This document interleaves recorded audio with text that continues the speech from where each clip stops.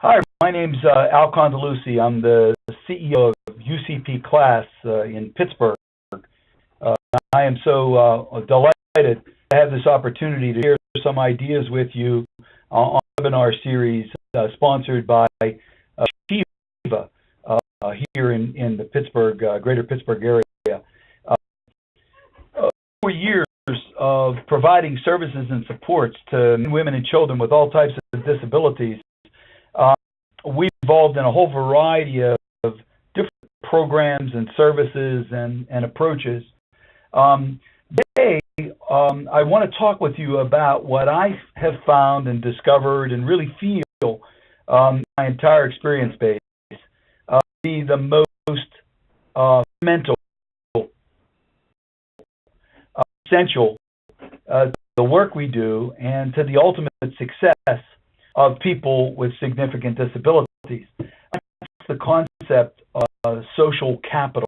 I'm going to introduce it to you. I'm going to talk a little bit about social capital, but more importantly, I really want to focus on the whole notion of how we can help people who are experiencing disabilities more social capital. So let's just get right into our program today, and let's really start with a definition. Social capital, the word capital is really a strategic term. Think of the term capital referring to something valuable. And the notion of our relationships is, in fact, valuable in our lives. So that lots of good things happen in people's lives based on the fundamental availability of relationships in their lives. And so with that in mind, let's kind of think more about this idea of relationships and social capital. You know, that I wear is as an associate professor at the University of Pittsburgh in the School of Health and Research Sciences, and in the years of association with the university, most of my research and my involvement at university level has really been in looking at this whole notion of relationships. And we know relationships are really framed from a construct of independence. Now, the frameworks of human development, work of dependency.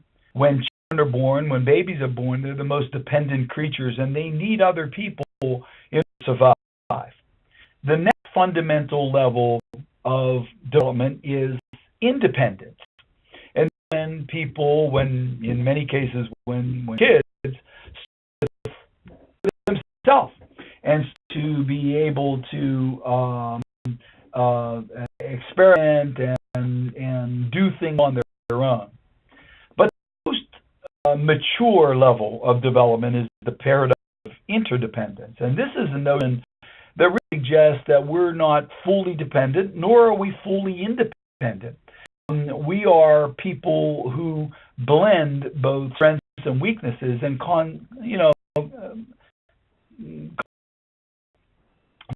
independence is really the paradigm that undergirds this idea of capital and relationships.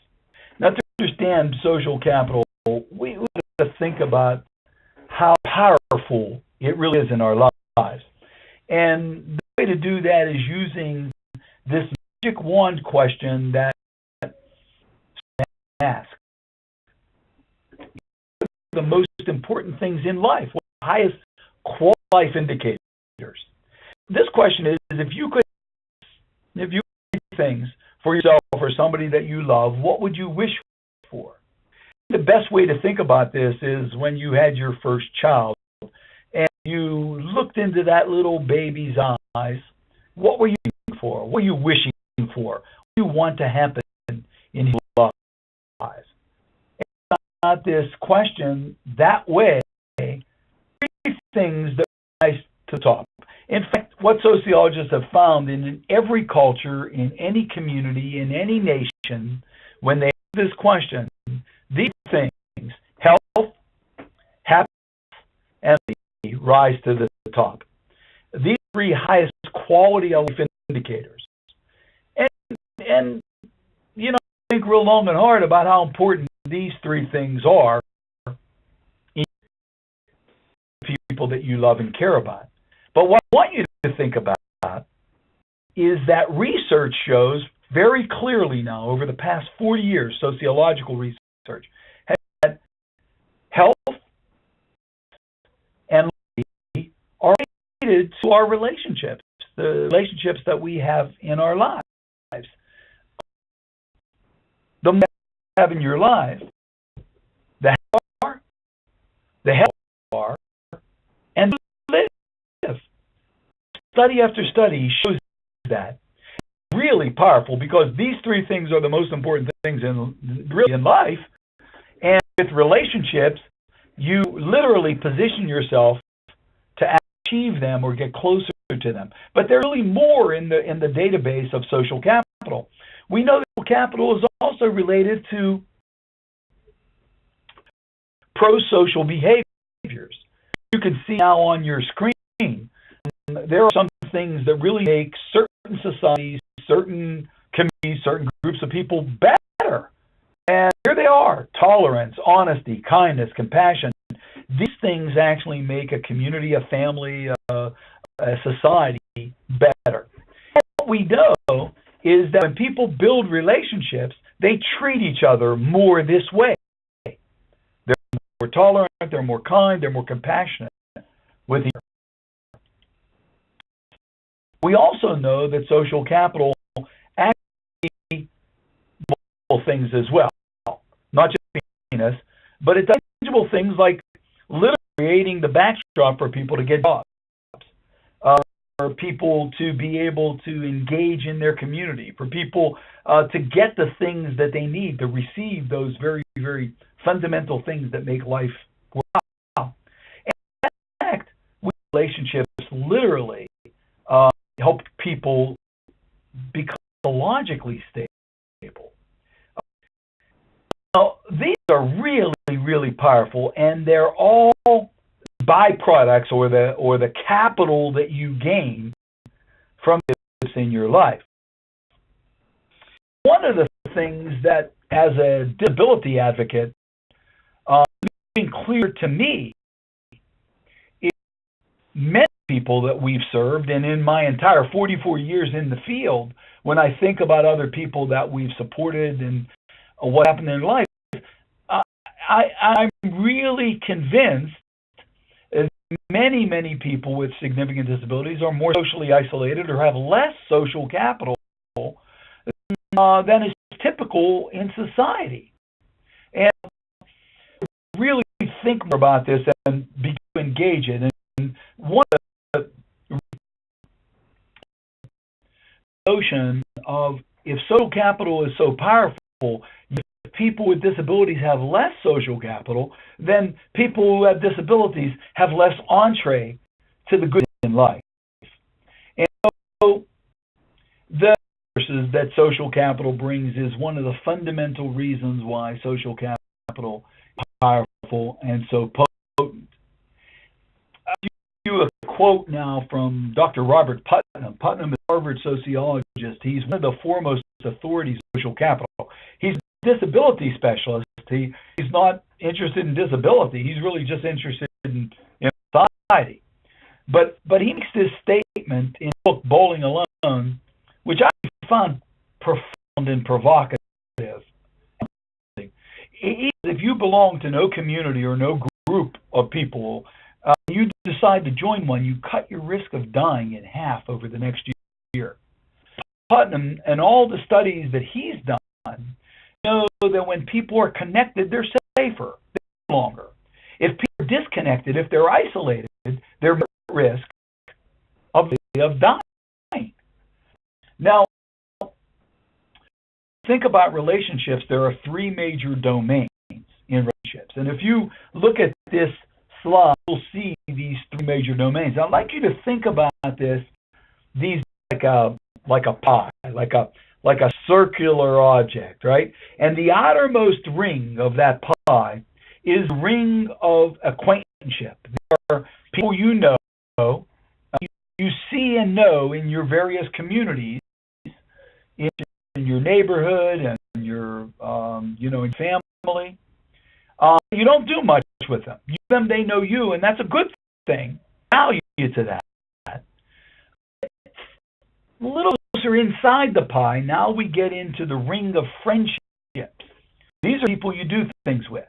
They engage with these people. You go to movies, go to the theater, you do things together. And inside the pie, the core of that pie is the circle of covenancy. These are people that you love and trust. So three domains in relationships are what sociologists really refer to as the social networks in your life. People that you know, people you do things with, people that you love and trust. That those people in the inner circle, in your POTENCY circle, are those you're most bonded with. You have the greatest connection with them and the greatest reciprocity with them. They do things for you, you do things for them. You're really engaged.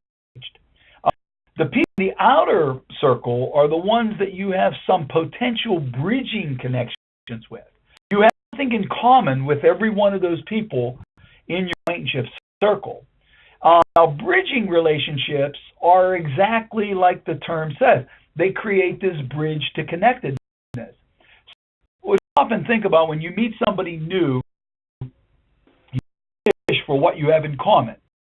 Maybe age, maybe you went to the same high school, maybe the same ethnic background, racial background. Those things create a bridge. And the time you spend with people, the similarity you find in the connectedness you have with them, the more you bond with them. So that we can measure social capital by really thinking about these three domains and mapping who's in people's lives. And sociologists have done this now in many ways. And one of the things I want to share with you is that when we look to measure social capital, the data shows that the typical person, 150 people in their lives, about 150. Just think about this without really digesting it. Sometimes that might say 150. I don't have 150 important people in my life. But in reality, when you think about your life and you think about the various places you go and the people that you know and the communities you're part of, it makes sense. When we look at socials with people who experience disability, and when we do that here at our agency, and I've done this in other places through my academic involvement at the University of Pittsburgh, we've discovered that people with disabilities have very narrow social and social networks. They have limited relationships, so not 150. One finding is about 25 people reported. That's really a disparity. Because people are not connected, then all those other good things, both tangible and intangible, want to see happen in life are hard. Things when we get to thinking about building social capital, it's about these clusters. Go back to that pie, right? Acquaintanceships, friendships, and the core with covenancy and those really important people. And then think about slicing that pie up. When we think about slicing the pie, we now get to this idea of clusters of connections.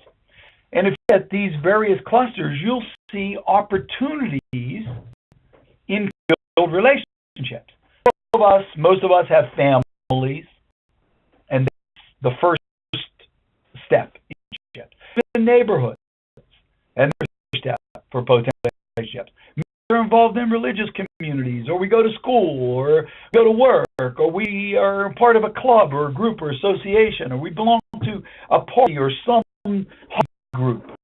All those clusters and possibilities for relationships. The thing about these clusters is you can begin to look at engagement or activity in clusters. So not about a cluster. Sometimes what we'll do is we'll identify someone involved in church. Say, well, how many people do you know by name? And then how many people there do you like? How many engage with? And then you engage with outside church. So these give you some sense of that notion of engagement. But capital is, in order to build it, you have to be in one of these clusters. You have to be in one of these communities. Now, in some of the books that about this, we find 4 steps to building social capital. 4 steps. And if you Google my name or you go to my website, find some of the books and some monographs that write about these 4 steps to building relationships. They're really critical steps to relationship building. And by the way, these 4 things are universal. They're not these strategies. The same strategies you would use if you were moving to a new neighborhood or community. They're the same strategies you would use if you're joining a new church or being relocated to another state. So one, we identify what about us are points of connection. We take affinities and interests as bridges to the community that gathers around that affinity.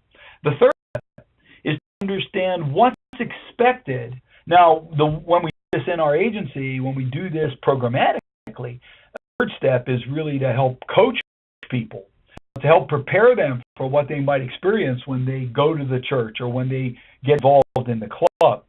And then the last step, and important, is the gatekeeper. Already embedded in that culture or community or cluster, they have some power, some potency. And if they do something, other people watch them, other people model that. So they get to meet somebody with a disability, see that, and that's the stage for the possibilities of relationships to be built. Is really the critical variable of social capital. And stop and think about in life.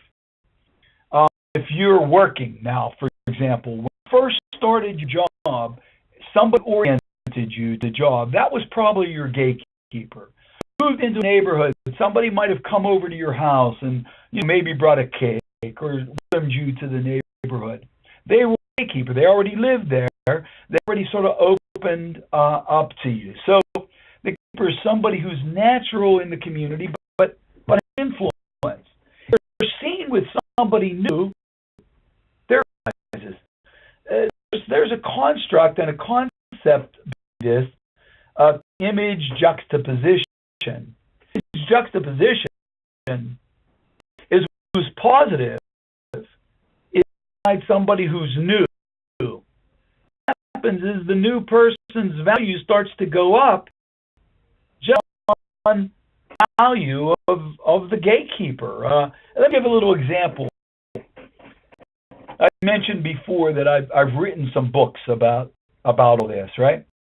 If today Oprah Winfrey pulled one of my books up, she wouldn't even have to say much about it. It happens to the book, right? It's a bestseller overnight. People value Winfrey endorses. When she endorses something, the value of that goes up. It's called image juxtaposition, when somebody valuable endorses somebody who's new. That's why it's so important that we look at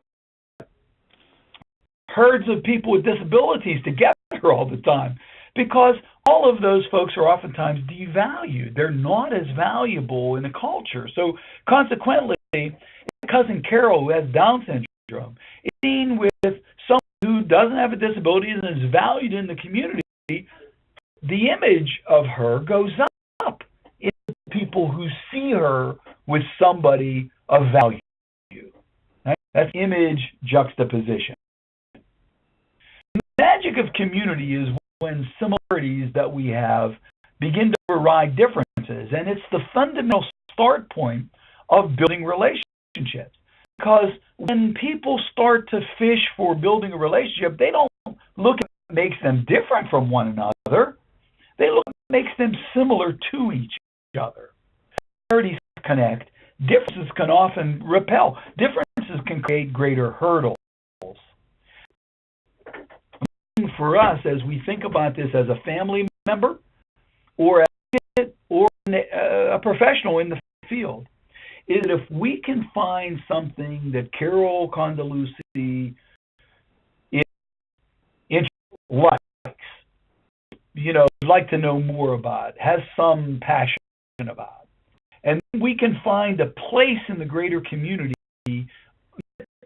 ability center, but in the greater community where people gather around that particular interest. And begin to try to get Carol connected in there by studying what do they do in that community, how do they behave, what are the rituals, the patterns, what's expected of the person in that community. And then a gatekeeper who can do some introductions, we set the stage for people building relationships. It doesn't magically suggest that those relationships are going to automatically happen right there, but it's at the table for it to happen. And understand this, as a father, as an advocate, as a professional, when people who have disabilities, it doesn't matter what their disability is, intellectual disability, physical disability, mental health condition, when they begin to build relationships with other folks that they have something in common, then begin to set the table for all things to happen in their life. Here, to have a greater chance of being treated in a tolerant, respectful, kind, generous, honest way, and tangibly have the opportunity for a possible job, being able to get around the community and doing the other things that a person might want to do. So, ways that meet and match gatekeepers, find keepers, even become a gatekeeper in our own community and help somebody else along in the passage of community and community building. We've got to be the change we hope to create. We think about ourselves and we think about ourselves in the community. In social capital, dimensions become critical capital brings, and pieces at the table for people's further involvement in the community. And as we close out this webinar, I appreciate you taking the time today to think a little bit about relationships and to think about friendships and to think about connections for your sons and daughters and for yourself. On this last screen, you'll see some information about me, a phone number, my email address, also a couple of websites. One agency website, UCP Class, the other own website. On those websites, more information about how we're trying to operationalize this notion of building social capital. You'll find some links from my books, some monographs and articles. So if you go to YouTube and you just search my name, Al Condalucci, there's about 12 short little videos, 10, 7, 8-minute videos that talk about these ideas of social capital, social relationships, connectivity, socialization. How do we get that out of the way in the lives of people that we care about? I want to thank good folks at Achieva for all the fantastic work that they do at that organization, but mostly for the creation of this webinar series where they make important information, good information available to you, the family member, and the professional. I hope that you find some of these things useful. If any more service to you or any help to you, please feel free to drop me an email or just dial me up. I'm happy to talk more about this because in the end, success of your son or daughter or the person you care about is really tied not so much to the skills you want to see them develop. It's tied more to the relationships that build in the community. In your work, God bless.